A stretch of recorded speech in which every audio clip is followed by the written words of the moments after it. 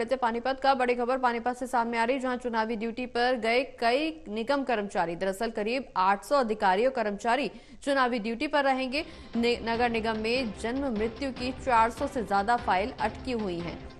तो बड़ी खबर आपको बता दें, जहां करीब 800 अधिकारी चुनावी ड्यूटी में शामिल किए जाएंगे। दरअसल नगर निगम में बर्थ सर्टिफिकेट और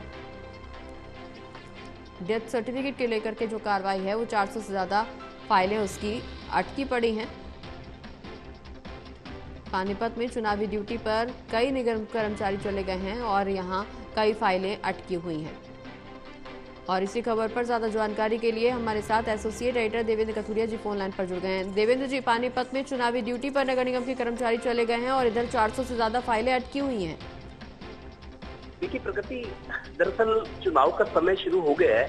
नगर निगम एक ऐसी संस्था है जहां पर साफ ठीक ठाक होता है, तो अभी कई लोगों की ड्यूटियां लगा दी गई हैं। चुनावी ड्यूटी में वोटर लिस्ट का काम है, जागरूकता कार्यक्रम है, तो उसमें नगर निगम में कर्मचारियों की संख्या कुछ कम हो गई, जिस वजह से जन्म और मृत्यु रजिस्ट्रेशन जो होता है वो काम जरूरी होते हैं, क्योंकि वो कई लोगों के मतलब उनके डॉक्यूमेंट्स पूरे करने होते हैं, रजिस्ट्री की रजिस्ट्रेशन होती है और काम होते हैं, स्कूल कॉलेज में एडमिशन है आजकल, तो वो 435 फाइलें अटकी हुई है क्योंकि कर्मचारी नहीं है।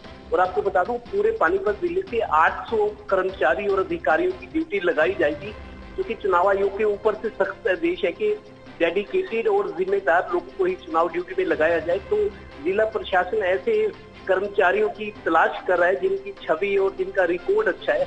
तो इस वजह से सरकारी दफ्तरों में काम प्रभावित हो गए, क्योंकि चुनाव ड्यूटी भी जरूरी है और चुनाव में कोई खामी ना रह जाए ड्यूटी में, तो ये इंश्योर किया जा रहा है, सुनिश्चित किया जाए। इसी वजह से अब मेरे को लगता है कि जब तक हरियाणा में छठे चरण में 25 मई को मतदान होना है, तो अब सरकारी दफ्तरों में काम जरूर प्रभावित रहेगा, 1-1.5 महीना तक इसका असर रहेगा।